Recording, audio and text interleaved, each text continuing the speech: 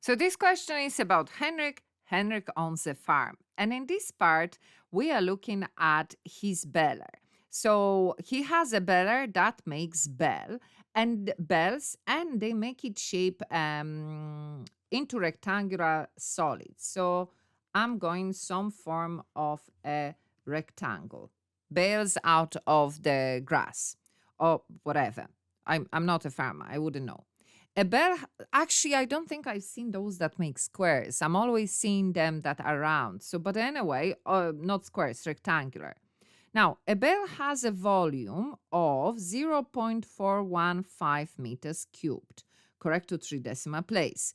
The ratio of the dimension of this bell is the height to width to length is 2 to 3 to 5. Therefore, find the dimension of this bell. Give each value correct to the nearest centimeter. Okay, so first of all, what do we know about ratio? When you are given ratio like that, if you add that ratio up, it tells you how many equal parts we have. Because the idea of the ratio is that we take everything and we divide into equal parts. So in this case, what do we take? All of those are expressed with centimeters. So we take all of the centimeters and we divide all of the centimeters into equal parts. In this case, we have what? 2 and 3 and 5, that is 10 equal parts, isn't it?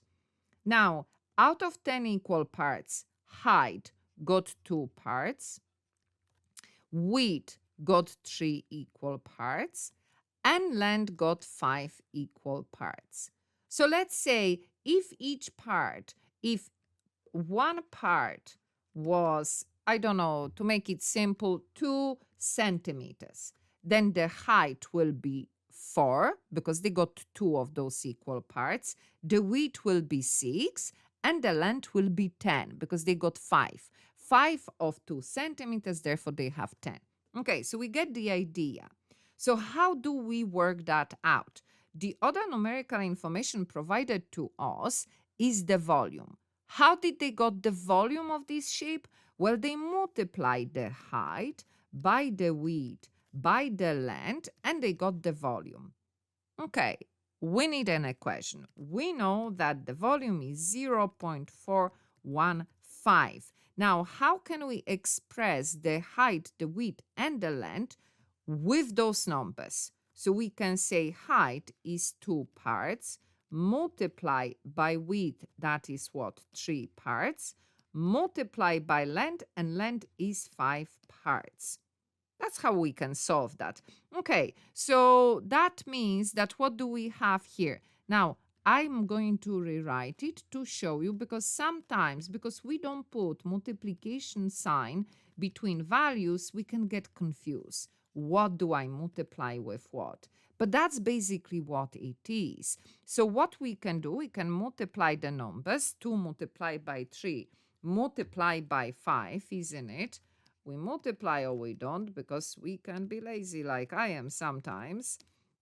So I'm saying those numbers will be multiplied. All of that will be a number that will be multiplied by p, and I have p by p by p. I can write that in a short form as p to the power of 3 equals 0.415. Now, what are we looking for? Where are we going? We want to find how much is each part so that we can find the dimension, height, width, and length. So not p multiplied by a number. So how do we eliminate multiplication? By dividing and dividing both sides of the equation. So here that number, whatever that is, divided by the same number will equal 1. So I am left here with p to the power of 3 and the number on the other side. Now again, what do I want? Well, I want a lot of things, but now I want p on its own, not p to the power of 3. How do I eliminate power of 3? We take a cubic root of the other side.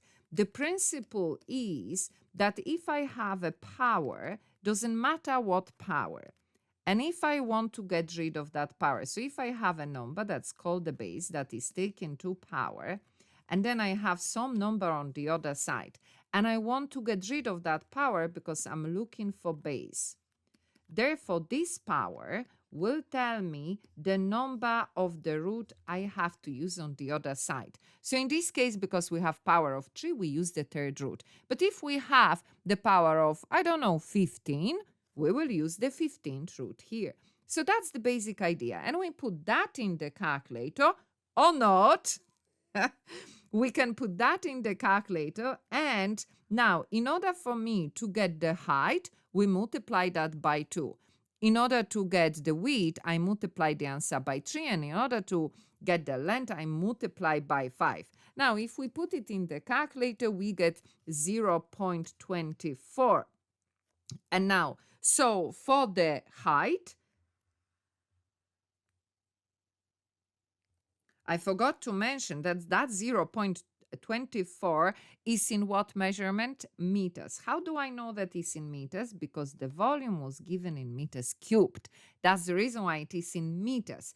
So that means my answer have to be in centimeters. So 0.24 of a meter is how many centimeters?